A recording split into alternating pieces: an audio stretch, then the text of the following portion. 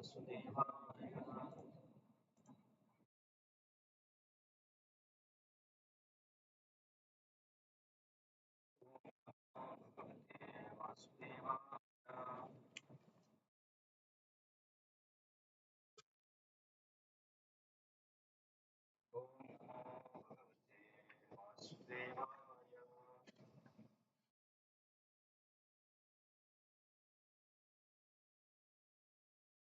हरे कृष्णा. आपण भगवद्गीतेच्या 6व्या अध्यायाचा अभ्यास करतोय.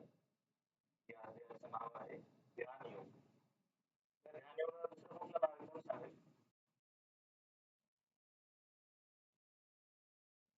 या ध्यान योगासाठी दुसरं नाव कुठलं आहे? हा, कृपा तू सांगते. हा, अष्टांग योग. हे आपण मागच्या वेळेस चर्चा केली ना, कुठल्या योगासाठी कुठले कुठले नाव आहेत. तुम्हाला कोणी समजा विचारलं की 6वा अध्याय कशाचा आहे? हे पुस्तकामध्ये जर ध्यान योग दाखवलं आणि विचारलं आहे की तर ध्यान योग लिहिलंय, कन्फ्युजन नको व्हायला. ध्यान योग आहे की काय? अष्टांग योगाचं दुसरं नाव ध्यान योग आहे, एवढं लक्षात ठेवा. जसं की ज्ञान योगाला आपण बोललो कर्मत्याग, संन्यास, सांख्य योग, हे सगळं ज्ञान योगासाठी वेगवेगळे शब्द होते. आता निष्काम कर्मयोगासाठी निष्काम कर्मयोग, विहित कर्म करणे, अशा पद्धतीचे आपण शब्द वापरले होते ना. तर अष्टांग योगालाच ध्यान योग पण म्हटलं जातं.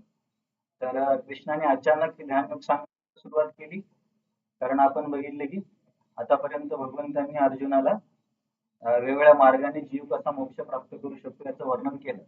त्याच्यामध्ये प्रामुख्यानं निष्काम कर्मयोगाचं खूप विस्तारित वर्णन कृष्णाने केलं आणि ज्ञान योगाने पण अशा मोक्षाची शक्यता आहे यावर पण माहिती दिली 5व्या अध्यायामध्ये. मग हे सांगून झाल्यावरती कृष्ण शेवटी एकदम संक्षिप्त स्वरूपात बोलतात की अर्जुन, असाच मोक्ष प्राप्त करण्याची आणखीन एक पद्धती आहे, त्या पद्धतीला म्हणतात अष्टांग योग. आणि अष्टांग योगाचं खूप संक्षिप्त स्वरूपामध्ये वर्णन 5व्या अध्यायाचा श्लोक नंबर मला वाटतं 25 आणि 26 आणि 27 आहे. 5व्या अध्यायाच्या श्लोक नंबर 27 आणि 28 या दोन श्लोकात खूप संक्षिप्त पद्धतीने कृष्ण अष्टांग योगाचं वर्णन करतात. तर त्याच अष्टांग योगाचं थोडं विस्तारित वर्णन या अध्यायामध्ये आहे. अष्टांग योग हा योग बऱ्याच लोकांना जास्त माहिती आहे, कारण आजकाल योगा करण्याचा खूप सगळीकडे प्रचलित आहे योगा. परंतु तो अष्टांग योगाच्या 8 अंगापैकी केवळ एकच भाग हे लोक करतात. तर अष्टांग म्हणजे याच्यामध्ये 8 गोष्टी असल्या पाहिजे. यम, नियम, आसन, प्राणायाम, प्रत्याहार, धारणा, ध्यान आणि समाधी असे 8 अंग आहेत अष्टांगाचे, म्हणून त्याला अष्टांग म्हणतात. तर आरोग्यासाठी किंवा आधुनिक काळामध्ये लोक याच्यापैकी केवळ आसनच करतात. आसन किंवा प्राणायाम या दोन्हीच गोष्टी करतात.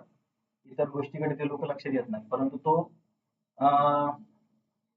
जे पतंजली मुनीने जो योगा दिला किंवा पतंजली योगसूत्रामध्ये ज्या योगाचं वर्णन आहे, त्या योगाला तो योग आहे असं म्हणता येणार नाही, कारण त्या योगाचा उद्देश आणि त्यांची करण्याची पद्धत वेगळी आहे.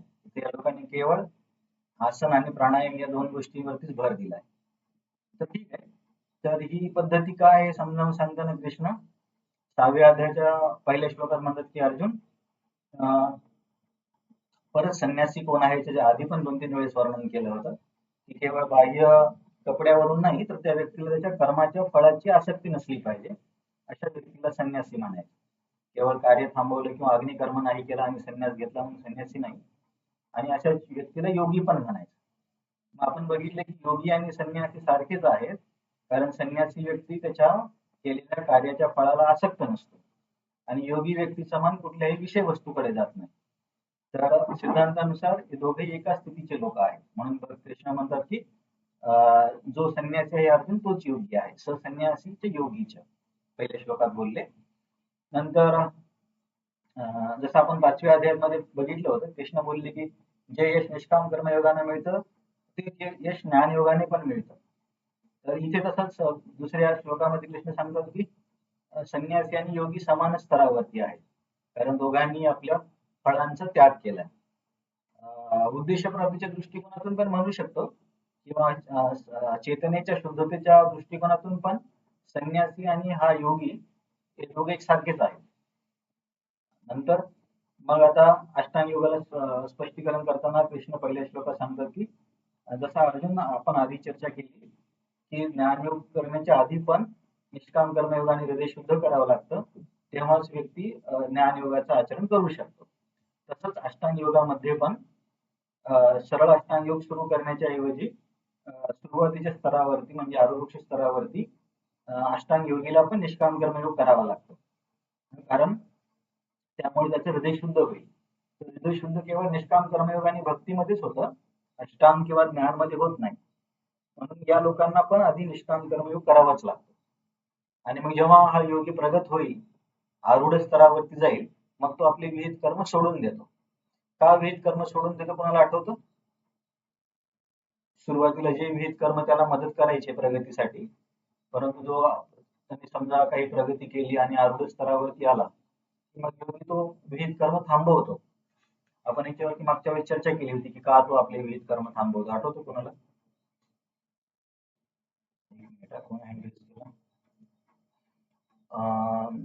आणखी दुसरं कोणी सांगणार नाही?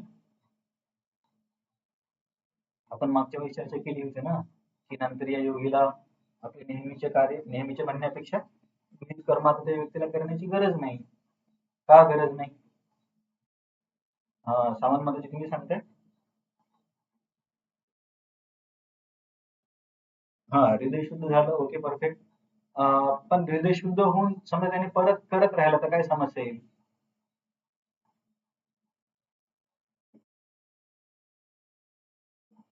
अडचणीमध्ये आपण असं बोललो होतो की त्याला आता अष्टांग योगाची स्वतःची प्रॅक्टिस आहे ना, की अष्टांग योगामध्ये ध्यान करावं लागतं. आणि समजा तो ध्यानामध्ये उठून कुठे विहित कर्म करत बसणार. समजा की एक विहित कर्म आहे श्राद्ध किंवा पिंडदान करणे, तर त्याने सुरुवातीच्या काळात ही कामं केली, पण आता तो शुद्ध झालाय आणि तो ध्यान स्तरावरती आहे किंवा समाधी स्तरावरती आहे. पण तो त्याला जर पिंडदान अर्पण करायचं असेल तर समाधीतून त्याला बाहेर यावं लागेल आणि मग हे कार्य करावं लागेल. तर एका दृष्टिकोनातून त्याच्या प्रगतीमध्ये अडथळा होऊ शकतो. म्हणून त्या व्यक्तीला मग समाधीच्या स्तरावरती किंवा ध्यान धारणाच्या पुढच्या स्टेजेस वरती मग त्याला हे करण्याची गरज नाही.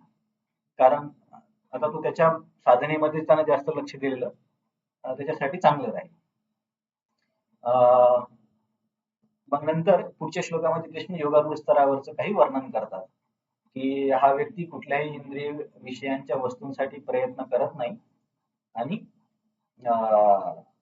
त्या वस्तू प्राप्त करण्यासाठी करावं लागणारी कार्य पण करत नाही. तर हा अशा पद्धतीने हा व्यक्ती आरूढ स्तरावरती आहे असं एक लक्षण सांगितलं. थोडक्यात एकच लक्षण सांगितलं, आणखीन लक्षणं समोर येतील आरूढ स्तरावरची. मग आपण चर्चा केली होती की अष्टांग योगाचा मुख्य पिलर आहे मनावर नियंत्रण करणे. तर मन नियंत्रण हे खूपच महत्वाचं अष्टांग योगात, म्हणून कृष्ण इथे पण आणि समोर पण मन नियंत्रणावरती बोलतील. तर 5व्या आणि 6व्या श्लोकात त्यांनी सांगितले की अशा अष्टांग योगीने मनाच्या साह्याने, शुद्ध मनाच्या साह्याने आत्मप्रगतीसाठी प्रयत्न करावा आणि अनियंत्रित मनाने स्वतःची अधोगती होऊ देऊ नये.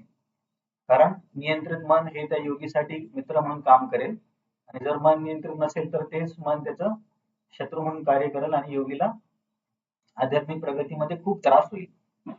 तर खूप कमी शब्दामध्ये किंवा कमी श्लोकात कृष्णाने इथं मन नियंत्रणाचं इथं महत्व सांगितलं आणि कसं नियंत्रण करायचं त्याचं वर्णन याच अध्यायात समोर आहे, पण खूप कमी आहे, म्हणजे 2-3 श्लोकातच आहे. पण याचं विस्तारित वर्णन आपल्याला जर अभ्यास करायचा असेल तर योगाचे पण काही पुस्तक आहेत, त्याच्यामध्ये पण आपण वाचू शकतो किंवा आपण जसे रामदास स्वामींचे पण श्लोक आहेत मनाचे श्लोक, त्याच्यामध्ये पण ते मनावरती थोडस बोलतात. आणि रघुनाथदास गोस्वामींनी पण एक मनशिक्षा म्हणून पुस्तक लिहिलंय, ग्रंथ आहे, त्याच्यामध्ये पण मन नियंत्रणाच्या वरती अधिक स्पष्टीकरण दिले. तर जसं आपण बोललो की गीता हे सगळ्याच मार्गाचा सारांश आहे, त्याच्यामुळे इथे जास्त स्पष्टीकरण कृष्ण देत नाहीत, समरी देतात.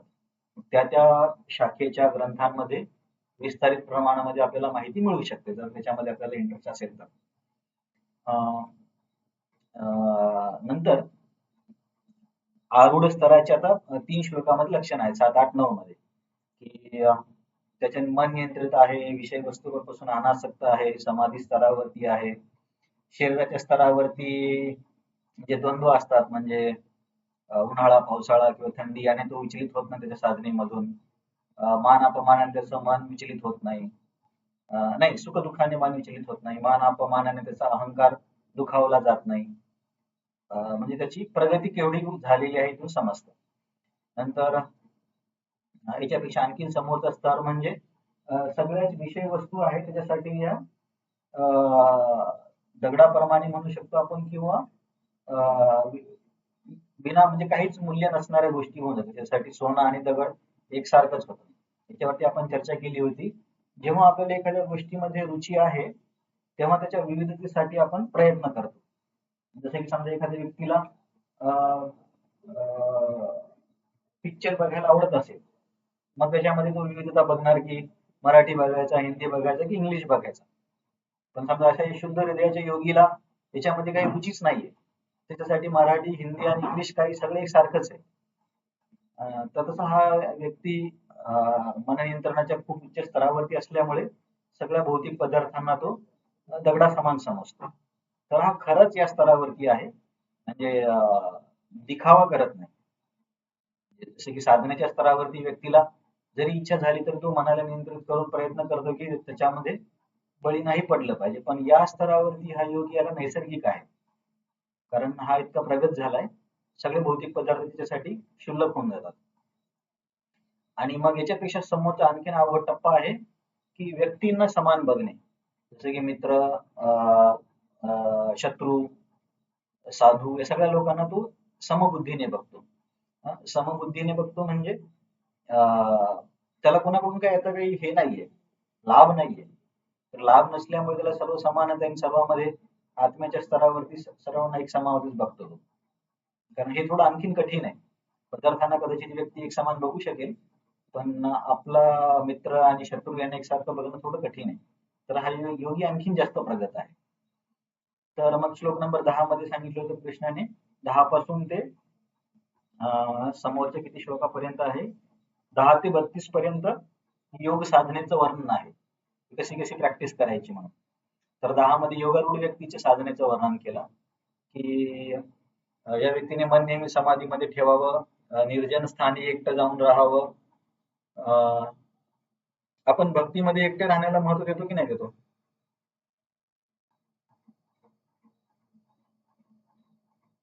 बघा या योगीसाठी सांगितलं. हा कोण आहे? संगीता माझ्याशी तुम्ही सांगा.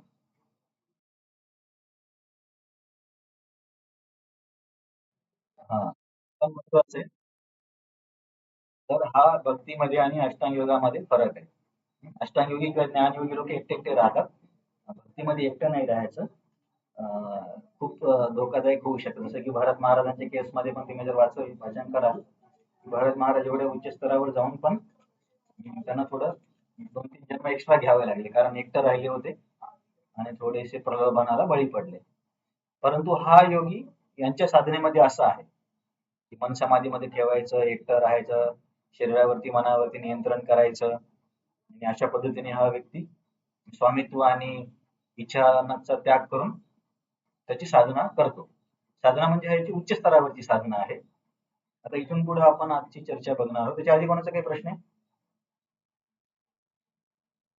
ठीक आहे. तुमचा काही प्रश्न नाही तर आपण आजची चर्चा सुरुवात करूया. श्लोक नंबर 10, श्लोक नंबर 11 आणि 12. तर एवढं लक्षात ठेवा आपण आता कशाची चर्चा करतोय.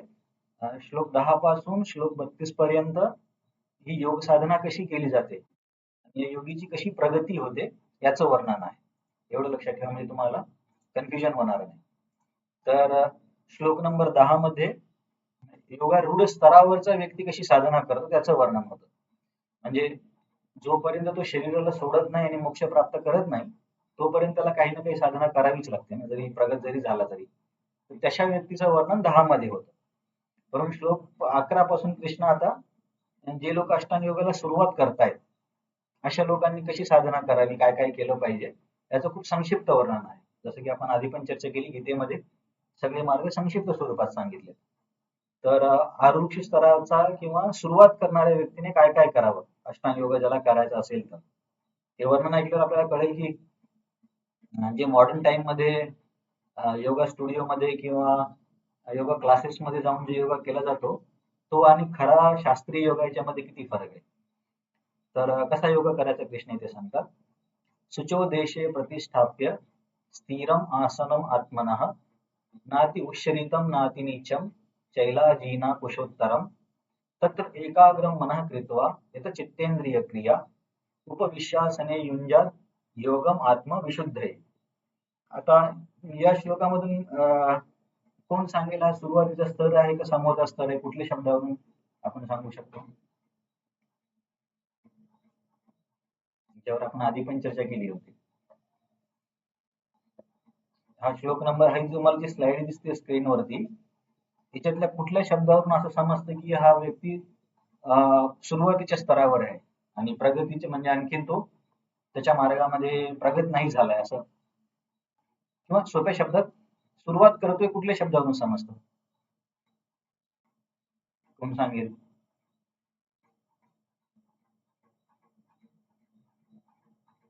ठीक आहे, तुम्हाला थोडं संस्कृतमुळे कन्फ्युजन होत असेल तर बघा, योगम आत्मविशुद्ध आहे हा जो शब्द आहे ना, तो आत्मविशुद्धीसाठी ही साधना करतो याचा अर्थ, आणखी शुद्ध नाही याचा अर्थ सुरुवातीचा स्तर आहे. तर प्रभुपादांनी भाषांतरामध्ये काय दिलं, हा बघा, प्रभुपादांनी पण शब्दांच्या अर्थामध्ये आत्मविशुद्धीचे हृदय शुद्धीसाठी असं शब्दांचा अर्थ दिलाय. हृदय शुद्धीसाठी म्हणजे याचा अर्थ काय होतो की आणखी हृदय शुद्ध नाहीये व्यक्तीचं, म्हणून तो सुरुवातीचा स्तर आहे, हे लक्षात ठेवा. तर मग या व्यक्तीने काय केलं पाहिजे, कुठे जायचं, शुचो देशे. शुचो म्हणजे तुम्ही जर कधी इस्कॉनच्या भक्तांसोबत जास्त राहिले तर शुची मुची असे शब्द हे लोक वापरतात. तर आपल्याकडे पण शौचालय शौच हे शब्द शुद्धतेसाठी वापरले जातात.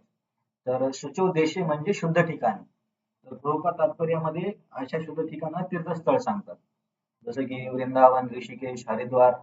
परंतु या योगी लोकांच्या दृष्टिकोनातून हरिद्वार ऋषिकेश आणि समोरचा प्रदेश हे लोक जास्त अनुकूल मानतात त्यांच्या साधनेसाठी, खास करून हिमालयामध्ये. तर त्यांच्यासाठी सूच्य देश म्हणजे एका दृष्टिकोनातून आपण हिमालय म्हणू शकतो. पण प्रभुपाद भक्तिमय तात्पर्य देत असल्यामुळे प्रभुपाद या तीर्थक्षेत्रांची पण नावं घेतात आणि प्रभुपाद सांगतात की अशा ठिकाणी भक्तांनी राहिलं पाहिजे. म्हणजे आपल्यासाठी आपण हिमालयात जाण्यापेक्षा वृंदावन किंवा द्वारका वगैरे अशा ठिकाणी जाऊ, कारण आपल्या मार्गासाठी हे स्थळ महत्वाचे आहे, त्यांच्यासाठी हिमालय जास्त महत्वाचे, कारण त्यांना असं एकटंच राहायचंय. नंतर इथे जाऊन काय करायचं, प्रतिष्ठाप्य स्थापित करायचं. काय स्थापित करायचंय, स्थिर आसन, स्वतःची बसण्याचं एक ठिकाण बनवायचं. तर हिमालयात गेले कुठेतरी हे लोक जागा शोधत असतील, आपलं एक स्थिर आसन बनवायचं. आणि आसन कसं असलं पाहिजे, नाती उच्चरितम नाती नीचम, खूप उंच नसलं पाहिजे, आता परत तिथून योगी खाली पडून जायचं, आणि खूप खाली पण नसलं पाहिजे. खाली का नसलं पाहिजे माहिती नाही, कदाचित रेंगणारे प्राणी वगैरे येऊ नये असं काही असेल, यांच्या शास्त्रांमध्ये जास्त वर्णन दिलं असेल. आणि आसन कसं बनवायचं, चैला जीना कुश उत्तरम, 3 गोष्टी हे लोक वापरतात. कुशा नावाचे गवत आहे त्याला ठेवायचं, नंतर त्याच्यावरती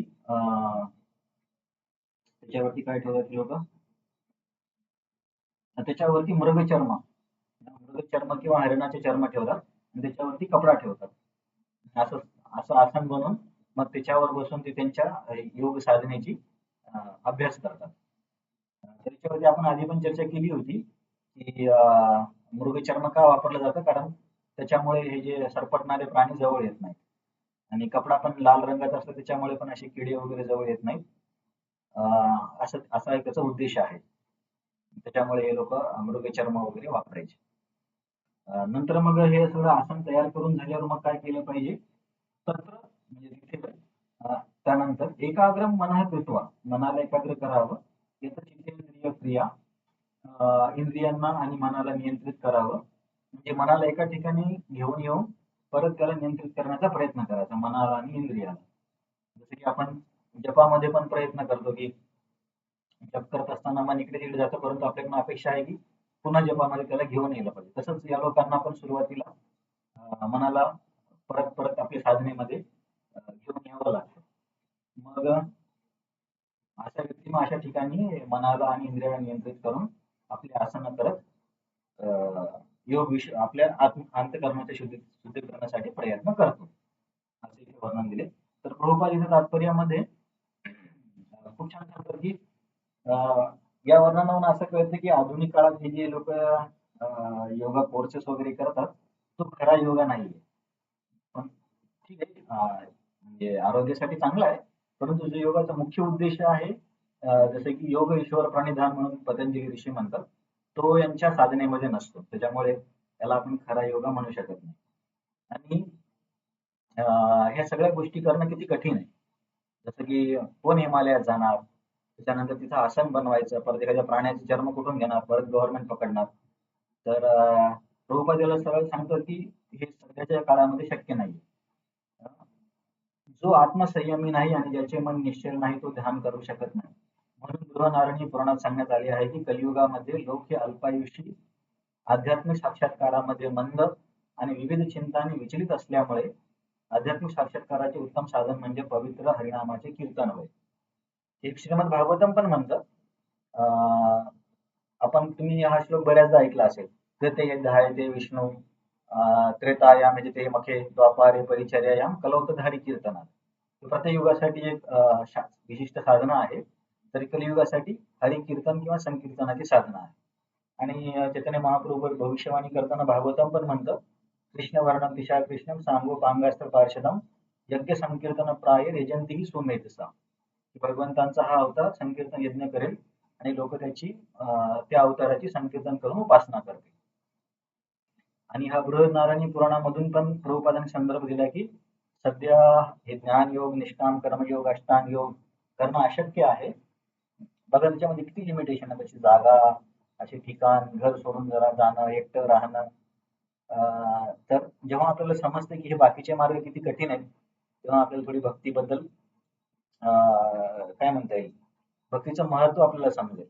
पण त्याच्या आधी व्यक्ती याच्यासाठी तर तयार असला पाहिजे की मला या भवबंधनातून बाहेर यायचं. नंतरच्या गोष्टीमध्ये काही सेन्स आहे, नाहीतर त्याला काही रुचीच नाही अध्यात्मामध्ये, मग त्याच्यासाठी कुठलाही योग काही इंटरेस्ट निर्माण होणार नाही. पण समजा जेव्हा एखादा व्यक्ती निश्चय करतो की मला अध्यात्मामध्ये प्रगती करायची, तेव्हा अशा व्यक्ती जेव्हा या सगळ्या मार्गांचा तुलनात्मक अभ्यास करतो तेव्हा त्याला समजतं की शास्त्रांचं सुद्धा म्हणणं आहे आणि असंही प्रॅक्टिकली जरी आपण विचार केला तरी हे बाकीचे मार्ग खूप कठीण आहेत आणि करणं शक्य नाही. परंतु याचा अर्थ असा नाही की कोणीच या मार्गाने यश मिळवू शकत नाही, किंवा आता एकही साधक अष्टांग योगाचा किंवा ज्ञान योगाचा नाही असं आपण म्हणू शकत नाही. कदाचित हिमालयामध्ये असू शकतात. मी 1-2 व्हिडिओ बघितले होते YouTube वरती, तर मी जवाहरला पण दाखवले होते वाटते. तर एका व्हिडिओमध्ये एका साधूचा इंटरव्ह्यू घेत होते एक रिपोर्टर. तर तो साधू सांगत होता की त्यांच्या गुरुने काय बघितलं. तर त्यांचे गुरु एकदा हिमालयात थोडे वरती गेले होते एकदा, तर तिथे ते बसण्यासाठी खड्डा काहीतरी तयार करत होते. तर खड्डा करत असताना तिथे त्यांना केस लागले कोणाच्या तरी हाताला. त्यांनी आणखीन बर्फ काढला, तर त्याच्या आधी त्याच्या बर्फाच्या खालीमध्ये जमिनीत एक योगी साधना करत होता. मग त्यांनी सगळं बर्फ वगैरे बाजूला काढले आणि त्यांना मग ते बोलले, जे साधनेमध्ये असणारे योगी, की आता कोणता टाइम चालू आहे म्हणे. मग या साधूच्या गुरुने सांगितले की आता सध्या कलियुग चालू आहे. ते म्हटले ठीक आहे, परत माझ्या अंगावरती माती आणि बर्फ टाकून दे. तर हा व्हिडिओ आहे YouTube वरती आणि मला तरी फेक नाही वाटला, कारण तो बोलणारा व्यक्ती पण खूप सिंपल होता आणि तो काही स्वतःबद्दल सांगत नव्हता. तर सांगण्याचा उद्देश माझा हा आहे की आहेत काही योगी आताही ही साधना करणारे आहेत, कधी कधी हिमालयात दिसतात. परंतु सामान्य लोकांसाठी हा मार्ग खूप कठीण आहे.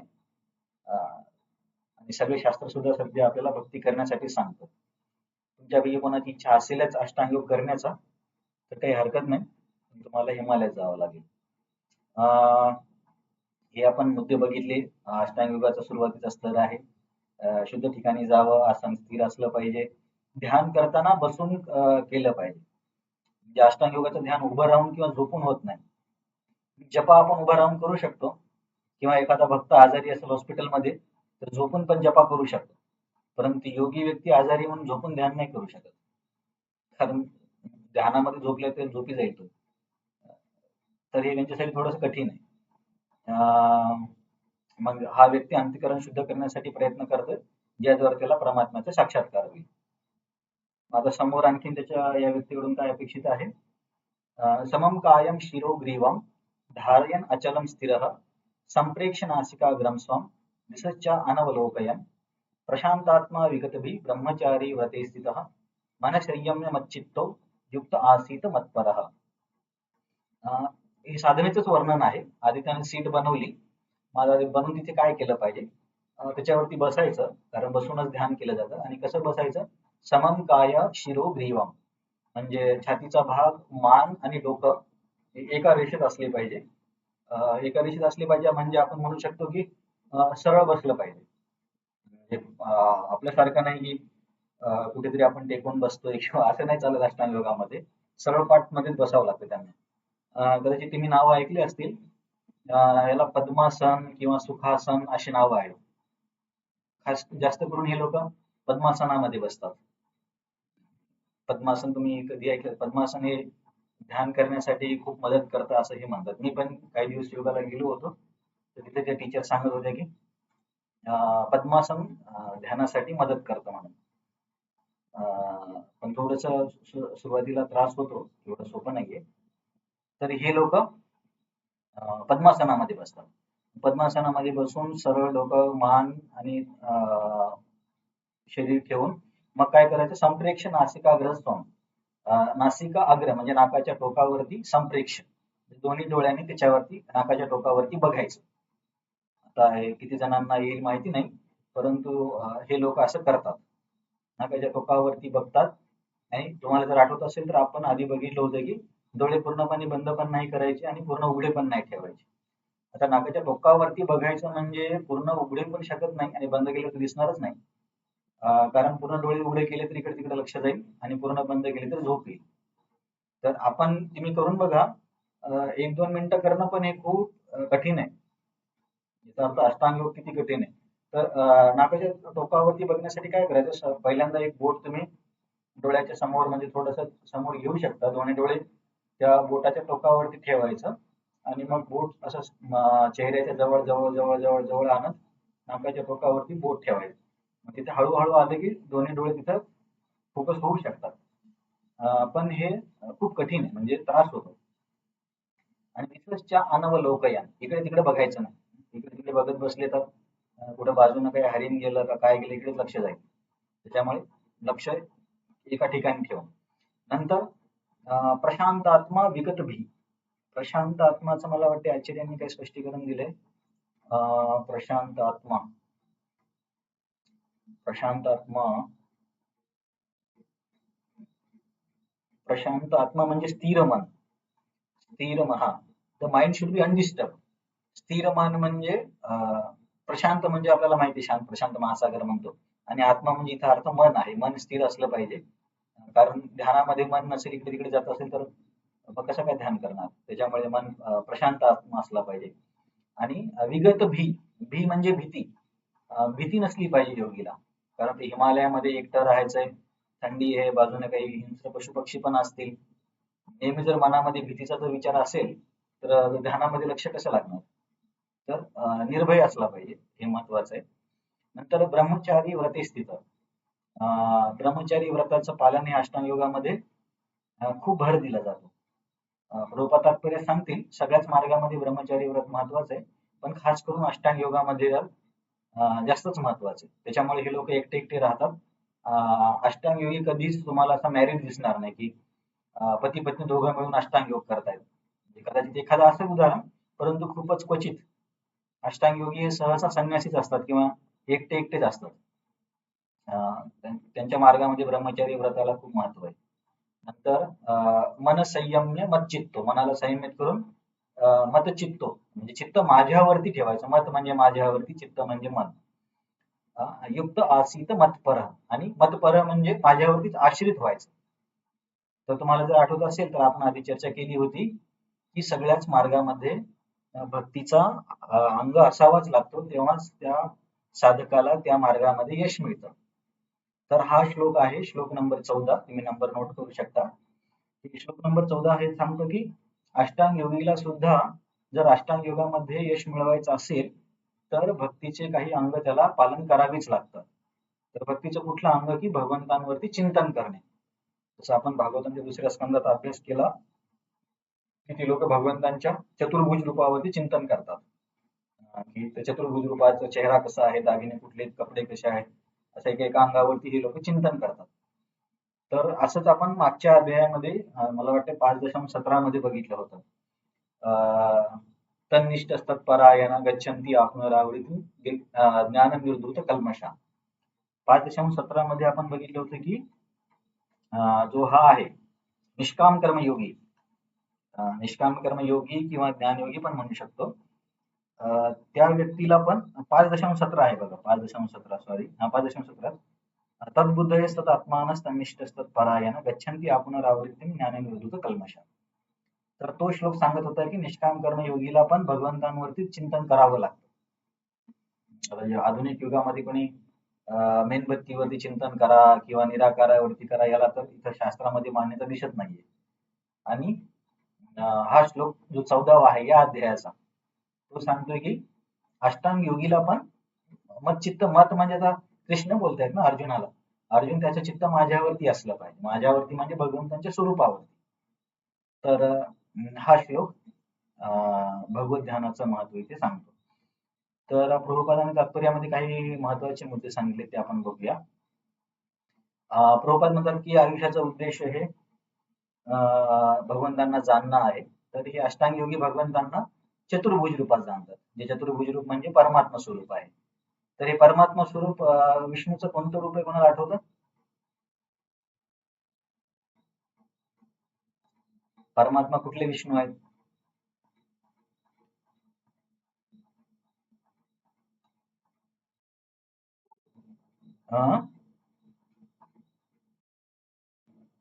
परमात्मा परमात्मा म्हणतो, नाही महाविष्णू नाही. कृपा तू सांगते. हा हा परफेक्ट, शिरोदक्ष आहे. आपण बघितलं होतं ना, दुसऱ्या चतुर्युगापासून महाविष्णूंचा विस्तार होतो. आणि महाविष्णूंच्या एका रोम क्षेत्रातून ब्रह्मांड येतात आणि त्या ब्रह्मांडामध्ये त्यांचं दुसरं विस्तारित रूप गर्भदक्षाय विष्णू जातात. जे गर्भदक्षाय विष्णू गर्भजळाने अर्ध्या ब्रह्मांडाला भरतात आणि त्यांच्या नाभीतून येणाऱ्या कमळावरती ब्रह्माजींचा जन्म होतो. ही गर्भदक्षाय विष्णू. आणि मग त्या ब्रह्मांडाच्या प्रत्येक अणुरेणूमध्ये, जसे की आधुनिक विज्ञानामध्ये जे न्यूक्लियस आहे, तिथे प्रत्येक अणुरेणूमध्ये जो भगवंतांचं रूप विस्तार करून निवास करतं, त्यांचं नाव आहे क्षीरोदक्षाय विष्णू. तर क्षीरसागरात त्यांचं पण एक धाम आहे भौतिक जगात.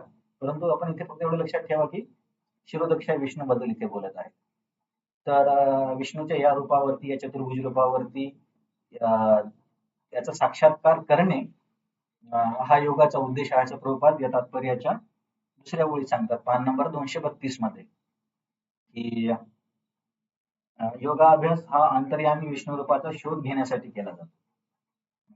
म्हणजे विष्णू रूपाचा शोध न घेऊन इतर जे लोक योगा करतात ते टाइमपास आहे, असं प्रभुपाद म्हणतात. या विष्णुमूर्तीचा साक्षात्कार करणे हा ज्यांचा उद्देश नाही, तो विनाकारण नकली योगाभ्यासामध्ये गुंतलेला आहे आणि त्याचा योगाभ्यास म्हणजे निश्चितपणे वेळेचा अपव्ययच आहे. म्हणजे हेल्थसाठी योगा करू शकतो, पण जर त्या लोकांचं असं म्हणणं असेल की हेच सर्वोत्कृष्ट साधना आहे आणि हेच आमचा उद्देश आहे, तर ते चुकीचं आहे. कारण पतंजली ऋषी किंवा वैदिक साहित्य याला मान्यता देत नाही. कारण इथं मतचित्त आणि मतपरह सांगितले, जर आता भगवंतांचा साक्षात्कार झाला पाहिजे, भगवंतांचा म्हणण्यापेक्षा चतुर्भुज रूपाचा. तर हे महत्वाचं आहे. नंतर प्रभुपाद इथं ब्रह्मचारी व्रतावरती थोडस वर्णन करतात. घरामध्ये किंवा इतरत्र नेहमी मैथून करून आणि तथाकथित योगा वर्गास उपस्थित राहून कोणी योगी होऊ शकत नाही. मनुष्याने मन संयमित करण्याचा आणि सर्व प्रकारची इंद्रिय तृप्ती टाळण्याचा, ज्यामध्ये मैथून जीवन प्रमुख आहे, अभ्यास करणे आवश्यक आहे. आणि सगळ्याच मार्गासाठी ब्रह्मचर्य महत्वाचं आहे. आधी तरी कोणी सांगायचं नाही, पण एवढ्यामध्ये लोकांमध्ये खूप जागरूकता होती याच्याबद्दल की ब्रह्मचर्याचं महत्व काय, आरोग्यासाठी पण आहे आणि कुठल्याही मार्गामध्ये प्रगतीसाठी. कारण व्यक्ती जेवढं इंद्रियांवरती नियंत्रित करेल तेवढं त्याला फोकस करण्यासाठी मदत होते. कारण एकमेकांप्रतीचं जे आकर्षण आहे तेच या जगातलं सगळ्यात मोठा अडथळा आहे. आता मी काही दिवसापूर्वी माझ्या डॉक्टरकडे जाऊन आलो. ते आयुर्वेदिक डॉक्टर आहेत. तर त्यांच्यासोबत मी असंच आश्रमाबद्दल बोलत होतो, ब्रह्मचर्य आश्रम, गृहस्थ आश्रम. तर ते एक्सपांड नाही, त्यांची थोडीशी मायावादी साधना आहे. तर त्या सांगत होत्या की असं नाही म्हणे गृहस्थ आश्रमामध्ये पण ब्रह्मचर्याला खूप महत्व दिलं आहे आयुर्वेदामध्ये, असं त्या डॉक्टर सांगत होत्या. आणि त्यांच्या जीवनाबद्दल सांगत होत्या, त्यांनी कसं काय केलं ते. त्यांना 2 मुलं आहेत. तर त्या म्हटल्या की परंतु आधुनिक काळामध्ये कोणी असं सांगत नाही, पण आयुर्वेदामध्ये आहे की ब्रह्मचर्याने पालन हे गृहस्थांसाठी पण आहे. पण थोडंसं कन्सेशन दिले शास्त्राने. तर एकदम ब्रह्मचर्याची खूप कठीण व्याख्या इथे आपल्याला यज्ञवल्क्य ऋषींची भेटते. कर्मणा मनसा वाचा सर्ववस्थासु सर्वदा सर्वत्र मैथुन त्यागो ब्रह्मचर्य प्रचक्षते. तर ही व्याख्या खूपच उच्च स्तरावरची आहे, की मनामध्ये पण व्यक्तीला असा विचार नाही आला पाहिजे. क्रिया करणं तर खूप दूरची गोष्ट आहे. आणि सदा सर्वदा म्हणजे नेहमी सकाळ, दुपार, संध्याकाळ, एकटा असताना, सर्वांसोबत असताना, ही म्हणजे ब्रह्मचर्याची सर्वोच्च व्याख्या आहे. सर्व काळी, सर्व परिस्थितीत व सर्व ठिकाणी कर्म, मन आणि वाचेमधून मैथुन त्याग करण्यास सहाय्य व्हावे, हाच ब्रह्मचर्य व्रताचा उद्देश आहे. पण कलियुगामध्ये मनावरती तरी माहिती नाही किती कंट्रोल, पण कमीत कमी काय म्हणता येईल, नियमितता असली पाहिजे कुठल्याही गोष्टीमध्ये. ब्रह्मचर्यच नाही, इव्हन आहारामध्ये, झोपेमध्ये पण समोर कृष्ण सांगतीलच, कुठल्याही गोष्टीचा अतिरेक चांगला नाही. तर प्रभुपाद सांगायच्या आधी कशी आपल्या भारतामध्ये सिस्टम होती की मुलांना गुरुकुलमध्ये पाठवलं जायचं, तिथे त्यांना ब्रह्मचर्यामध्ये ट्रेनिंग दिली जायची. पण सध्या ही सगळी सिस्टम नाहीशी झाली आहे आधुनिक एज्युकेशनमध्ये. आणि प्रभुपाद म्हणतात की अशा शिक्षणाशिवाय कोणत्याही प्रकारच्या योगामध्ये प्रगती करू शकत नाही, मग तो ध्यान, ज्ञान किंवा भक्ती योग असो. परंतु भक्तीमध्ये थोडंसं कन्सेशन आहे. जो मनुष्य केवळ आपल्या पत्नीशी शारीरिक संबंध ठेवून गृहस्थ जीवनाच्या नियमांचे पालन करतो, त्या मनुष्याला सुद्धा ब्रह्मचारी म्हटले जाते. गृहस्थ पण ब्रह्मचारीच आहे. अशा संयमित गृहस्थांचा भक्ती पंथांमध्ये स्वीकार करता येतो, परंतु ज्ञान आणि ध्यान पंथामध्ये गृहस्थ ब्रह्मचर्याला प्रवेशही दिला जात नाही. त्यांना कोणत्याही तडजोडीशिवाय संपूर्ण ब्रह्मचर्य व्रत अनिवार्य आहे. 233. तर इथे पण आपण बघतो की 99% जनता तर या अष्टांग योग आणि ज्ञान योगापासून म्हणजे डिस्क्वालिफाय झाली. तर असाही अष्टांग योग करणंही कठीण आहे आणि नियम पण एवढे कडक आहेत. त्याच्यामुळे आपल्या मनात आपण विचार पण नाही आणला पाहिजे की मी अष्टांग करेल किंवा ज्ञान करेल. भक्ती सोपी आहे आणि खूप चांगली पण आहे. तर या श्लोकामध्ये लक्षात ठेवण्याची महत्वाची गोष्ट काय आहे, की सरळ बसायचं, मन नियंत्रित असलं पाहिजे, भीती नसली पाहिजे, ब्रह्मचर्याचं व्रत पालन केलं पाहिजे. आणि सर्वात महत्वाचा भाग या श्लोकात आहे की भगवंतांवरती या व्यक्तीला चिंतन करावं लागतं. तर या या वर्णनाने, या 14 नंबरच्या शेवटच्या ओळीच्या वर्णनाने हे सिद्ध होतं की अष्टांग योगीला सुद्धा भगवंतांवरती ध्यान करावं लागतं. तर हे केवळ भक्तीमध्येच आहे असं नाहीये. आता पुढे आपण वर्णन ऐकू. पुढे या व्यक्ती काय करतो.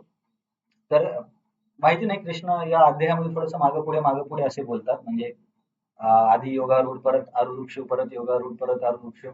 आता योगा सुरुवातीचं वर्णन केलं आणि आता 15व्या श्लोकात एकदम कृष्ण सांगतात की अशा पद्धतीने योग केल्यावर त्या व्यक्तीला काय मिळतं. म्हणजे मला असं वाटलं की असं सांगत सांगत कदाचित ते सांगतील की मग आणखी त्याची कशी प्रगती होते, ध्यान, धारणा, समाधीवरती जातो आणि नंतर मग त्याला कसं ब्रह्म मिळतं असं सांगतील. परंतु भगवान तिथे थोडंसं वेगळ्या पद्धतीने सांगतात. डायरेक्ट या 15 नंबरच्या श्लोकामध्ये अशा पद्धतीने साधना केल्यावर मग त्याला मिळणार काय. आधी आपण निष्काम कर्मयोग आणि ज्ञान योगाचं वर्णन ऐकलं होतं की त्या पद्धतीने त्यांनी साधना केल्यावर त्यांना काय मिळतं. कुणाला आठवतं काय मिळते त्या व्यक्तींना, निष्काम कर्मयोगीला आणि ज्ञानयोगीला?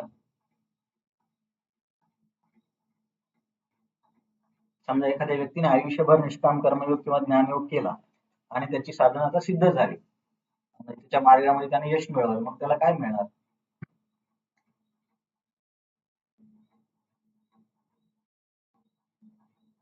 हा बरोबर, मोक्ष आहे. हँड रेज केलं तर बरं होईल, ठीक आहे. तर या मोक्षासाठी कुठले शब्द आले होते, कोणाला आठवतं? कुठला शब्द आला होता त्याने आपण म्हटलं की कृपा तू सांगते. हा सांग. हा, अरे वा, व्हेरी गुड. परम हा शब्द आला आता. परम आणि ब्रह्म पण येतो, पदम हा शब्द येतो. तेव्हा आपण म्हटलं होतं ना, परम म्हणजे भक्तीसाठी भगवंत आहेत आणि या लोकांसाठी परम म्हणजे ब्रह्मज्योती आहे. तर तसंच इथे पण वर्णन येईल. इथे बघूया काय शब्द वापरले, त्या व्यक्तीला काय मिळणार आहे. युञ्जन एवं सदात्मानं योगी नियतमानसः शांतीं निर्वाण परमां मत्संस्थाम अधिगच्छति. तर अशा व्यक्तीने युंजन एवं सदा आत्मान, सदा म्हणजे नेहमी म्हणजे किंवा त्याची जो काही काळ असेल, किती वर्ष, कधी कधी एखाद्या व्यक्तीला जास्त जन्म पण लागतात. समजा काही जन्म अशा पद्धतीने मनाला भगवंताच्या चिंतनामध्ये किंवा योग साधनेमध्ये ठेवलं आणि कसं मन झालं पाहिजे, नियत मानस. नियत मानस म्हणजे आचार्य असं सांगतात की त्या मनामध्ये आता इंद्रिय विषयांबद्दलची इच्छा नसली पाहिजे, जसं की आपण त्याला शुद्ध मन म्हणतो. म्हणजे सगळ्या भौतिक इच्छा त्याच्या संपून जातात. मग अशा व्यक्तीला काय मिळतं? शांती निर्वाण परमा. तर इथे जे काही काही वेगळ्या आचार्यांनी वेगळ्या पद्धतीने समजावून सांगितलं, परंतु अर्थ असा आहे की त्याला शाश्वत शांतीची प्राप्तता होते. तर शाश्वत शांती म्हणजे इथे आपण ब्रह्म पण म्हणू शकतो, कारण ब्रह्मामध्ये शाश्वत शांती आहे. आणि निर्वाण परमा, तुम्ही निर्वाण हा शब्द कधी ऐकला असेल इंटरनेटवरती. निर्वाण म्हणजे मोक्षालाच हे लोक म्हणतात, परंतु यांची निर्वाणाची व्याख्या कशी चुकीची आहे ते त्या प्रभुपाद तात्पर्य सांगतील. तर या व्यक्तीला काय मिळतं? निंजन एवं सदात्मानं, सदा अशा पद्धतीने मनाला नियंत्रित केलं, नियत मानस झाला, सगळ्या विषयवस्तूपासून मन शुद्ध झालं. काय मिळतं? शांती. शांती निर्वाण परमा, सगळ्या त्याच्यासाठी भौतिक अस्तित्व नष्ट होऊन जातं. म्हणजे भवबंधन नष्ट होत आणि परम शांतीची त्याला प्राप्ती होते. परम शांती म्हणजे आपण इथे आता मोक्ष म्हणू. तर इथे जर तुम्ही पान नंबर किती वरती आहे हा, पान नंबर 234 वरती जर तुम्ही हे बघितलं शब्दांचा अनुवाद, तर मत संस्था अधिगच्छति याला प्रभुपाद म्हणतात आध्यात्मिक विश्व प्राप्त करतो. आता हा योगी कुठे जाईल आध्यात्मिक विश्व प्राप्त करतो म्हणजे?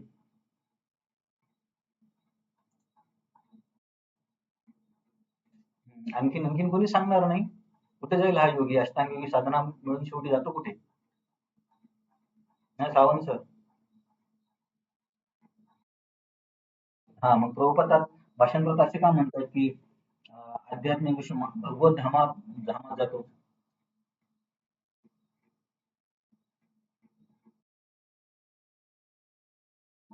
हा, हा, हा, ठीक आहे, तसे म्हणू शकतो, किंवा प्रभुपाद आपले भक्तिमय भाषांतर देतात त्याच्यामुळे असं म्हणतात. तर मत संस्था अधिगच्छति.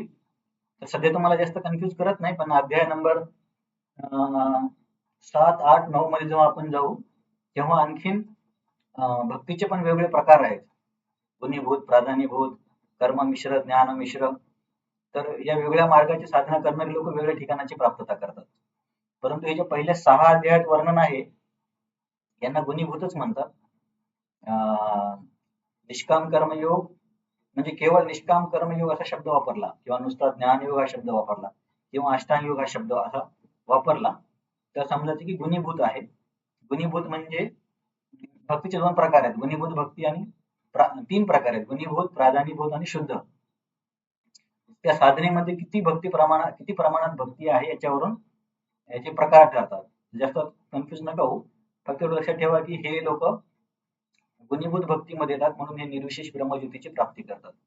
परंतु आणखीन अशा काही साधना आहेत जसं की योग मिश्र भक्ती, ज्ञान मिश्र भक्ती, नंतर कर्म मिश्र भक्ती, 7व्या अध्यायामध्ये येतील असं वर्णन. तर हे लोक वैकुंठ धामाची प्राप्ती करतात, त्यांचं जे वर्णन समोर येणार आहे. आणि जे केवळ शुद्ध भक्तीमध्ये असतात हे लोक वैकुंठामध्ये जाऊन पण भगवंतांशी संबंध निर्माण नाही करू शकत. ज्यांच्यामध्ये मिश्रण आहे कर्माचं, ज्ञानाचं किंवा योगाचं. परंतु जे शुद्ध केवला भक्तीमध्ये असतात ते भगवंतांशी कुठल्या तरी एका रसामध्ये संबंध निर्माण करतात, मित्र म्हणून किंवा आई वडील म्हणून. तर ते आपण समोर 7व्या अध्यायामध्ये विस्तारित वर्णन ऐकणारच आहोत. इथे फक्त एवढं लक्षात ठेवा की आतापर्यंत हे ज्या 3 साधना आहेत, कर्म, निष्काम कर्मयोग, ज्ञानयोग आणि अष्टांगयोग, हे तिघही लोक गुणीभूत आहेत. गुणीभूत आहेत म्हणजे त्यांच्या मार्गामध्ये भक्ती खूप कमी आहे. भक्ती का कमी आहे?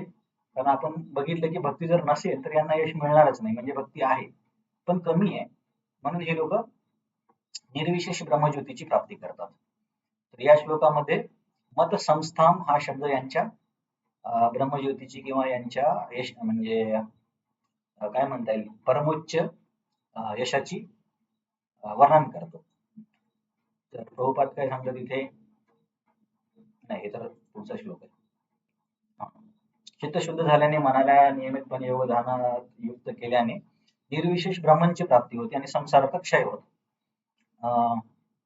पण योग होण्याच्या आधी हा अष्टांग योग असल्यामुळे व्यक्तीला वेगवेगळ्या प्रकारचे पावर येतात, जसे की शरीराला खूप छोटं करणं, शरीराला खूप मोठं करणं, दुसऱ्या ठिकाणी एखादी वस्तू प्राप्त करणं. जसे की काही काही लोक अशा सिद्धी करून खूप प्रसिद्ध होतात, जसे की समजा हातामधून अचानक राग काढणार किंवा अंगठी काढणार, तर हे सगळं शक्य आहे. परंतु भागवतामध्ये पण भगवंत सांगतात बुद्धवाला की जर एखादा योगी या सिद्धीने जर भ्रमित झाला तर मग त्याचं खूप नुकसान होतं, जे त्याला यश मिळवायचं त्याच्यापासून तो विचलित होऊन जातो. परंतु अशा सिद्धी व्यक्तीला मिळतात त्याच्या साधनेमध्ये. नंतर प्रभुपाद इथे तात्पर्यामध्ये सांगतात की निर्वाण या शब्दावरती बोलताना प्रभुपाद म्हणतात की हे जे लोक म्हणतात, काही लोक जसे की बुद्धिस्ट फिलॉसॉफी मध्ये आहे निर्वाण म्हणजे शून्य, शेवटी आपल्याला शून्यात जायचं. तर प्रभुपाद म्हणतात की या अस्तित्वामध्ये कुठे शून्य नाहीये. भगवद्गीतेनुसार 5 जो मनुष्य आपली शारीरिक स्वास्थ्य सुधारण्यासाठी किंवा भौतिक सिद्धीची प्राप्ती करण्यासाठी योगाभ्यास करतो तो योगी नव्हे.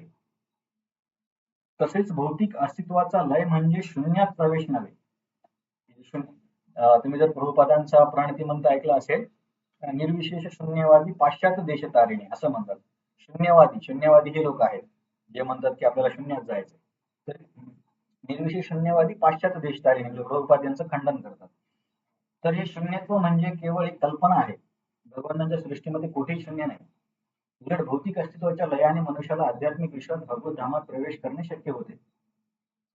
जसे की गीतेमध्ये पण 15व्या भगवंत आपण वर्णन ऐकलंय की भौतिक जगत ही आध्यात्मिक जगताची उलटी सावली आहे. याचा अर्थ याच्यापेक्षा वेगळ्या पद्धतीचं ते जगत आहे, परंतु शून्य आहे असं नाही म्हणू शकत. पण काही लोकांच्या धर्मामध्ये किंवा त्यांच्या अभ्यासामध्ये त्याला शून्य म्हटलं जातं. परंतु प्रभुपाद इथे तुम्ही जर तात्पर्याचं वाचन करा 234 मध्ये, तर प्रभुपाद सांगतात की भगवंतांचं गोलोक हे धाम आहे आणि तिथे कशी विविधता आहे आणि भक्त अशा धामाची प्राप्ती करतो. शून्यामध्ये जाणं हे चुकीचं सिद्धांत आहे. मग हे आपण बघितलं की आतापर्यंत आपण काय बघितलं, 11, 12, 13, 14 मध्ये कशी साधना करायची, 11, 12 मध्ये कसं ठिकाण निवडायचं, 13, 14 मध्ये कुठल्या कुठल्या नियमांचं पालन करायचं, मग असं केल्यावरती सर्वात शेवटी काय मिळते 15 मध्ये बघितलं. 16 आणि 17 मध्ये योग साधनेसाठी काही गोष्टी खूप महत्वाच्या आहेत, त्याचं वर्णन कृष्ण करतील. तर सगळ्यात महत्वाची गोष्ट म्हणजे नियमितपणा, सगळ्याच गोष्टींमध्ये आहे. म्हणजे एखादा विद्यार्थी शाळेत अभ्यास करत असेल त्याच्यासाठी पण आहे, भक्तीमध्ये पण आहे. खास करून अष्टांग योगामध्ये नियमितता असणं खूपच गरजेचं आहे. असं नाही की आज 5 तास योगा केला आणि उद्या झोपी गेला, परत परवा 2 तास केला, असं नाही. त्याला नियमितता करावी लागते. थोडक्यात नियमितता आणणं म्हणजे सत्वगुणामध्ये जाणं. सत्वगुणी व्यक्तीच नियमितपणे वागू शकतो. तर सामान्यतः लोक काय चुका करतात त्याचं आणि काय करू नये असं वर्णन इथे येतं. न अति अश्नस्तु योगो अस्ति न च एकांतम अनश्नतः न च अतिस्वप्नशीलस्य जाग्रतो नैव च अर्जुन. इथे 2 गोष्टीचं वर्णन केलंय. नाती अश्नस्तु, अति अश्न म्हणजे खाणे, जसं की आपण म्हणतो पत्रं पुष्पं फलं तोयं यो मे भक्त्या प्रयच्छति तदां भक्ती उपरतम अश्नामि. अश्न म्हणजे खाणे. तर अति अश्न म्हणजे खूप जास्त नाही खाल्लं पाहिजे योगीसाठी. आता हे भक्तांसाठी पण लागू आहे. आता आपण सुरुवातीत भक्तीमध्ये म्हणतो की आणखीन प्रसाद घ्या, परंतु हळूहळू प्रसादावरती पण नियंत्रण करायला पाहिजे. कारण की शेवटी प्रसादाचा जो भौतिक भाग आहे तो आपल्यावरती कार्य करणारच. समजा आपण खूप जास्त जेवण केलं त्याच्यानंतर जपा करायचं म्हटलं तर झोप येणार. आपण असं म्हणू शकत नाही की प्रसाद दिव्य आहे, मला झोप नाही आली पाहिजे. किंवा समजा एखाद्या भक्ताला डायबिटीस आहे, तो असं नाही म्हणू शकत की हे जे गोड पदार्थ भगवंतांना अर्पण केले शुद्ध आहेत त्याच्यामुळे मला काही होणार नाही, असं नाही. त्या पदार्थाचे जे भौतिक गुण आहेत ते कार्य करणारच. त्याच्या शुद्धतेमुळे नक्कीच त्याची प्रगती होईल, परंतु त्याच भगवंतांनी बुद्धी पण दिली आहे ना, कुठली गोष्ट कशी करायची ते. कधी कधी लोक काय म्हणतील की थोडेसे भावुक भक्त होतात किंवा शास्त्र न वाचल्यामुळे असं काहीतरी बोलतात की अं, अरे आपण खाऊन खाऊनच भगवंताच्या धामाची प्राप्ती करू. ठीक आहे, पण इथे तरी असं वर्णन नाहीये. प्रभुपाद पण त्यांच्या शिष्याला, तुम्हाला मी सांगितलं असेल हा फर्स्ट टाइम आधी पण, जेव्हा सगळे नवीन होते तेव्हा प्रभुपाद त्यांना एकदम गळाभरेपर्यंत गुलाबजामुन वगैरे खाऊ घालायचे. मग असेच काही वर्षानंतर प्रभुपाद त्यांना म्हटले की प्रत्येकाने दोन दोनच घ्यायचे, असं काहीतरी बोलले प्रभुपाद. मग त्यांनी विचारलं की प्रभुपाद, काही वर्षापूर्वी तुम्हीच आम्हाला म्हणायचे की खूप खा आणि आता तुम्हीच म्हणताय की दोन दोनच घ्या किंवा कमी घ्या, असं का? प्रभुपाद म्हटले की तेव्हा जास्त खायला सांगणारा मीच होतो आणि आता कमी सांगणारा पण मीच आहे. तर आता आपल्याला काय करायचंय, बॉइलिंग द मिल्क असा एक शब्द प्रभुपादांनी वापरला होता. बॉइलिंग द मिल्क म्हणजे दुधाला घोटायचं. दुधाला घोटायचं म्हणजे साधनेमध्ये आणखीन आपल्याला परिपक्व व्हायचंय. तर सुरुवातीला आपण पण सगळ्यांना असंच प्रोत्साहन देतो ना, प्रभूजी आणखीन प्रसाद घ्या, हे घ्या. परंतु काही वर्षांनी व्यक्तीला या गोष्टीवरती नियंत्रण करावं लागेल. जसं की या श्लोकामध्ये दोन गोष्टीचं वर्णन केले कृष्णाने. खूप जास्त जेवण पण केलं नाही पाहिजे आणि खूप कमी पण जेवण नाही केलं पाहिजे. दोन्ही पण चांगलं नाही. खूपच कमी जेवण केलं आणि जपा करताना चक्कर येते किंवा योगा करताना चक्कर आली तर मग कसा योगा करणार? तर टोकाची भूमिका बेसिकली नसली पाहिजे. नियमितपणा, आणि या नियमितपणा कसा आणायचा यासाठी विश्वनाथ चक्रवर्ती ठाकूर एका श्लोकाचा संदर्भ देतात. मला वाटते कुठल्या तरी आयुर्वेदिक पुस्तकात असेल तो संदर्भ, की किती जेवण केलं पाहिजे. पूरयेत अश्विनार्धम तृतीयम उदकेन तू वायू संचनार्थम तू चतुर्थम अवशेषयत. हे सगळीकडे प्रसिद्ध आहे भारतामध्ये, की पोट अर्ध अन्नाने भरलं पाहिजे, 25% पाण्याने आणि 25% वायू संचारणासाठी रिकामं ठेवलं पाहिजे. याच्यावरून किती जेवण करा ते समजू शकतं. आणि झोपेबद्दल पण प्रभुपाद म्हणतात की खूप जास्त पण नाही झोपलं पाहिजे, कारण जास्त झोपल्यामुळे तमोगुणाचा प्रभाव वाढतो, आणि खूप कमी पण नाही झोपलं पाहिजे. म्हणजे जसे रूप गोस्वामी किंवा श्रील प्रभुपाद फक्त 1.5 तास किंवा 2 तास झोपायचे. प्रभुपाद 10ला झोपून रात्री 12ला उठायचे आणि 12 ते सकाळी 4 पर्यंत ट्रान्सलेशन करायचे, तात्पर्य लिहायचे. परंतु सध्या आपण त्यांची नक्कल नाही करू शकत. असं केलं तर आरोग्य पण खराब होईल आणि साधना पण बरोबर नाही होणार. तर सध्या मॉडरेशन मध्ये ठेवलं पाहिजे. खूप जास्त झोपणं आणि करमणुकीचं पुढच्या श्लोकात येईल. टोकाचा व्यवहार नाही केला पाहिजे. आणि हे जरी अष्टांग वर्णन आहे, पण भक्तीमध्ये पण हे वर्णन खूप महत्वाचं आहे. आपण जेवणामध्ये भीमाचं उदाहरण घेतलं होतं, की असं नाही की एक डिवोटी 2 चपाती खातो म्हणून दुसऱ्याने 2च घेतली पाहिजे, असं नाही. प्रत्येकाला आपापले शरीर समजलं पाहिजे. आपण दुसऱ्याची नक्कल नाही करू शकत. प्रत्येकाची गरज वेगवेगळी आहे. पण तरी सुद्धा बघितलं पाहिजे की जास्त प्रसाद नको घ्यायला. आणि झोपेमध्ये प्रभुपाद म्हणतात 6 तास. 6 तास ठीक आहे, परंतु मॉडर्न टाइम नुसार जर आपल्याला 7 तासाची गरज असेल तर 7 तास घेतली तरी काही हरकत नाही. पण असं होऊ नये की रात्रीभर 4 तास झोपतो आणि मग दिवसभर अभ्यासात पण लक्ष नाही, जपात पण लक्ष नाही, कामात पण लक्ष नाही, असं पण नाही व्हायला पाहिजे. जेवढी शरीराची गरज आहे तितकी पूर्तता त्याला करावीच लागेल. तर हे खूप महत्वाचं आहे. आरोग्याकडे लक्ष देणं पण खूप महत्वाचं आहे. जरी भक्ती सोपी असली, परंतु आरोग्य चांगले नसले तर भक्ती पण करणं कठीण होतं. अष्टांग योग काय भक्ती पण कठीण होतं. त्याच्यामुळे जर या नियमांचं पालन केलं तर बऱ्यापैकी आजारापासून आपण वाचू शकतो. जास्तीत जास्त जसे की आधी लोकांना आजार कमी जेवणामुळे व्हायचे, कुपोषण व्हायचं, पण आता अधिक जेवणामुळे जास्त आजार होत आहेत. जसं जसं भारत आर्थिकदृष्ट्या प्रगती करतोय, तर मोस्टली 90% आजार आहारामुळेच म्हणतो. पण जस्ट मॉडर्न लाईफस्टाईल, स्ट्रेसची वगैरे ते त्याचे पण काही प्रभाव होतात, परंतु नियमितता असणे हा याचा मतितार्थ आहे. तर श्लोक नंबर 17 मध्ये आणखीन काही गोष्टीवरती कृष्ण सांगतात. युक्त आहार विहारस्य युक्त चेष्टस्य कर्मसु युक्त स्वप्न अवबोधस्य योग भवती दुःख. बघा, युक्त युक्त कृष्णांनी 4 वेळेस वापरले शब्द, 3 वेळेस वापरले. युक्त म्हणजे इथं नियमितता आहे. प्रभुपादांनी काय दिलं भाषण, हा नियमितताच म्हणजे आहार विहार नियमित असला पाहिजे, चेष्टा नियमित असली पाहिजे. आहार विहार आपल्याला कळालंच, जेवण झोप. विहार म्हणजे करमणूक. करमणूक, आता योगी लोक काय करमणूक करतात माहिती नाही, पण भक्तांसाठी पण करमणुकीची पण आपल्याला गरज आहे. जसे की कीर्तनामध्ये डान्स करणे किंवा आध्यात्मिक ड्रामा बघणे किंवा आध्यात्मिक मूव्ही बघणे किंवा कीर्तन ऐकणे किंवा एखादं वाद्य वाजवणे, जे काही आपला छंद आहे त्याचा आपण उपयोग करू शकतो. असं नाही की आपण भक्तीमध्ये आलो म्हणजे सगळी करमणूक सोडून द्यायची. फक्त जी विचित्र करमणूक आहे ती नाही केली पाहिजे. आणि युक्त चेष्ट असते. युक्त चेष्ट असते म्हणजे भौतिक आणि आध्यात्मिक दोन्ही कार्यामध्ये नियमितता असली पाहिजे. असं नाही की एक दिवस दिवसभर जप केला, दुसऱ्या दिवशी पूर्ण दिवसभर झोपून राहिला, असं नाही. नियमितता असली पाहिजे. आपण सध्याच्या स्तरावरती श्रेष्ठ भक्तांची नक्कल करू शकत नाही. आपल्याला आपली पायरी समजून तशा पद्धतीने नियमितता आणून म्हणजे खूप जास्त जसं म्हणतात ना, अतिभक्ती चोरेर लक्षण. एकसारखा अभ्यास करतोय, जपा करतोय, शरीराकडे लक्ष देत नाही, हे पण योग्य नाही. युक्त स्वप्नावबोध असते. मला वाटतं हे स्वप्नावबोध असते प्रभुपादांनी काय दिलं? स्वप्नावबोध असते झोपणे आणि जागरण आहे. याच्यावर आपण मागे पण चर्चा केली. तर बेसिकली 16 आणि 17 या 2 श्लोकामध्ये भगवंत काय सांगतात, की योग साधनेमध्ये प्रगती करण्यासाठी या व्यक्तीला नियमितता असली पाहिजे. खास करून आहारामध्ये, झोपेमध्ये आणि करमणुकीमध्ये. कुठलीही गोष्ट खूप जास्त नको करायला आणि कुठलीही गोष्ट खूप कमी पण योग्य नाही. तर हेच आपण नियमित सवयीने शरीर निरोगी आणि मन प्रसन्न होते. मी काल एक YouTube वरती व्हिडिओ बघत होतो. एक सायकोलॉजिस्ट डॉक्टर आहेत जैन म्हणून. तर त्या सांगत होत्या की मन कधी प्रसन्न राहतं. त्याच्यामध्ये त्यांनी एक गोष्ट सांगितली की जर तुमच्या सवयी नियमित असतील तर प्रसन्न राहायला मदत होते.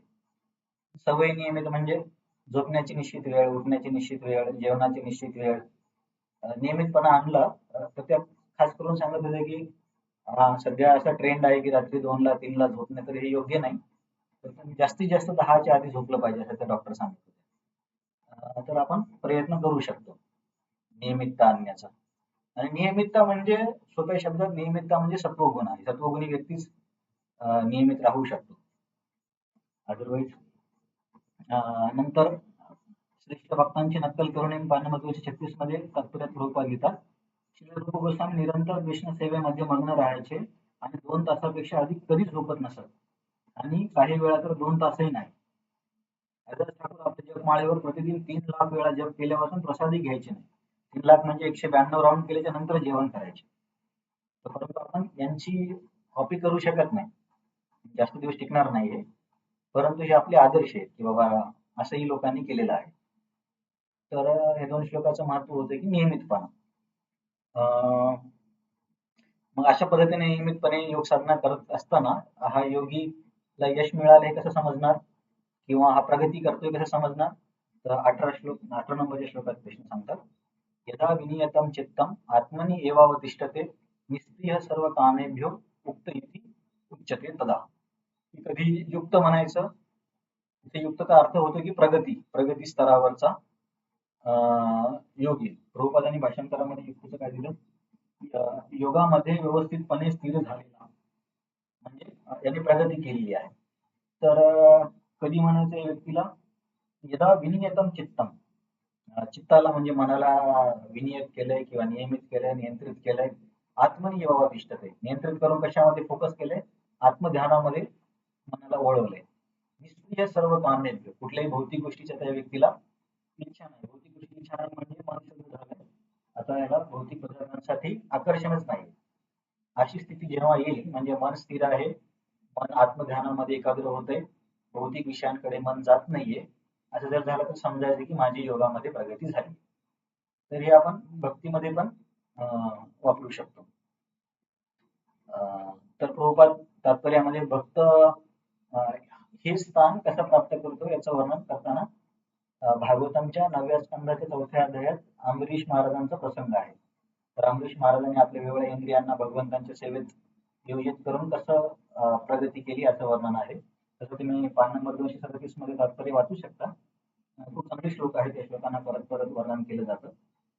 तर जसा हा योगी त्याच्या मार्गामध्ये प्रगती करतो, तसा भक्त पण आपल्या मार्गामध्ये सगळ्या इंद्रियांचा उपयोग करून कसा प्रगती करतो.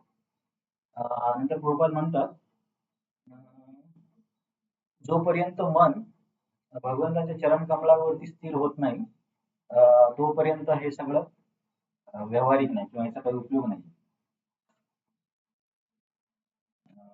आपण पण बघितलं ना कुठं गेलं भगवंतांच्या जोपर्यंत भगवंतांच्या स्मरणाद्वारे मन भगवंतांच्या चरणकमलावर स्थिर केले जात नाही तोपर्यंत अशा दिव्यक्रियामध्ये युक्त होणे अशक्य असतं. ज्या व्यक्तीला पण भक्तीचा आश्रय घ्यावाच लागेल. मग आता हे झालं या व्यक्तीचं वर्णन. आणखीन वर्णन पुढच्या श्लोकामध्ये येईल. तर कधी समजावे की मी या योगामध्ये प्रगती केली म्हणजे साधकाला कधी समजेल की चित्त किंवा मन पूर्णपणे नियंत्रित आहे, मन आत्म्यामध्येच फोकस होत आहे आणि भौतिक गोष्टीकडे मन जात नाही. असं जेव्हा होईल तेव्हा समजायचं की प्रगती झालेली आहे. तर मग अशाच व्यक्तीचं वर्णन करण्यासाठी हा पुढचा श्लोक आहे. अशा व्यक्तीचं कसं वर्णन केलं जातं. यथा दीपो निवातस्थो न इंगते सो उपमा स्मृता योगिनो यत चित्तस्य युञ्जते योगम आत्मना. तर अशा योगीच्या चित्ताची तुलना एका दिव्यासोबत केली आहे. यथा दीप, जसा दीप म्हणजे दिवा कुठे ठेवलाय निवात असतो. निवात जिथे वात नाहीये अशा ठिकाणी जेव्हा दिवा ठेवला जातो तर न इंगते. न इंगते म्हणजे काय गृहपालांनी काय न इंगतेला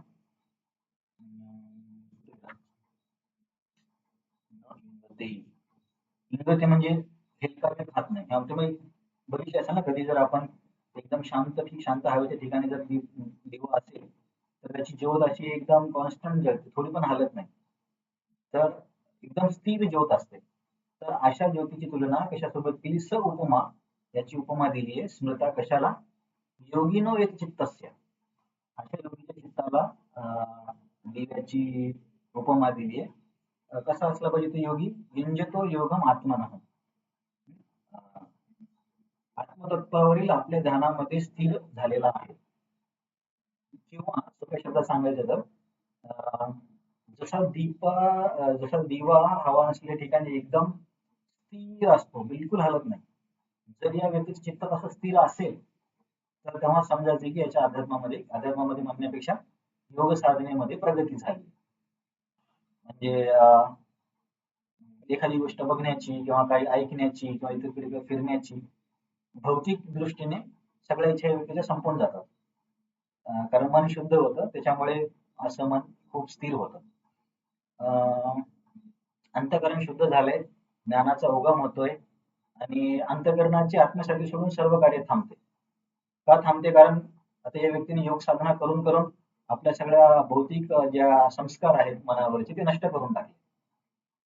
आता समजा आता हे एखादं उदाहरण, आता हेच उदाहरण कसं आहे की समजा एखादा दिवा आहे, दिवा कधीपर्यंत जळेल? जोपर्यंत आपण त्या दिव्यामध्ये तेल देऊ तोपर्यंत दिवा जळणार. तसंच मन कधीपर्यंत भौतिक गोष्टीमध्ये जाईल? जोपर्यंत त्या मनामध्ये भौतिक आठवणीचं तेल आहे तोपर्यंत. समजा एकदा दिव्याचं तेल संपून गेलं तर दिवा जळत नाही. तसं जर मनामध्ये किंवा चित्तामध्ये भौतिक आठवणीच नसतील तर मग ते कसं काय तिकडे मन जाणार? तर मनाला समजायला पाहिजे ना कुठे जायचं. तर हा व्यक्ती इतक्या प्रगत स्तरावरचा आहे अष्टांग योगी. आणि प्रभुपाद परत मग भक्तिमय तात्पर्य देतात की अशाच पद्धतीची स्थिती भक्ताची पण होते जेव्हा तो भक्तीमध्ये प्रगती करतो. तर मला वाटतं अरे बापरे जास्त श्लोक आहेत, मला वाटलं किती श्लोक आहेत. ठीक आहे, एक श्लोक आणखी बघावं लागेल. मी विचार केला 20 नाही, ठीक आहे. नाही या श्लोकाचं जास्त वर्णन नाही, आपण इथे थांबूया कारण पुढचे 4 श्लोक एकत्र आहेत, त्याच्या वर्णनाला थोडस वेळ लागेल. आजच्या डिस्कशन मध्ये कोणाचा काही प्रश्न आहे? आज काय नाही, सिंपल आहे. आपण काय केलं की त्या व्यक्तीने साधना कशी सुरुवात करायची, कसं आसन बनवायचं, आसन करून कुठल्या कुठल्या नियमांचं पालन करायचं, जसे की ब्रह्मचारी व्रत वगैरे आहे. नंतर नंतर त्या व्यक्तीने कसा नियमितपणा असला पाहिजे त्याच्या सवयीमध्ये, झोपणे किंवा आध्यात्मिक कार्य, भौतिक कार्य, असं करत त्याला केव्हा समजेल की माझी प्रगती झाली. त्याचं वर्णन आपण मागच्या 2 श्लोकामध्ये बघितलं. आता अशी प्रगती झाल्यावरती म्हणजे मोक्ष मिळण्याच्या जस्ट आधीच्या स्टेजला अशा योगीला खूप मोठ्या प्रमाणात म्हणजे अतिशय दिव्य आनंद मिळायला लागतो. तो दिव्य आनंद कसा मिळतो, तो त्याचं आस्वादन कसं करतो याचं वर्णन पुढच्या 4 श्लोकामध्ये आहे. ते आपण बघूया. तर ठीक आहे, जे आपण तुमचा प्रश्न असेल तर थांबू सोमवारी पुढचं डिस्कशन करू. सोमवारी कोण सांगेल या सगळ्या श्लोकांचा क्रम? एका श्लोकामागून दुसरे श्लोक कसे सांगले जात चालले? संगीता मालाजी तुम्ही सांगा आपण सोमवारी. तर ठीक आहे, ते आपण थांबूया.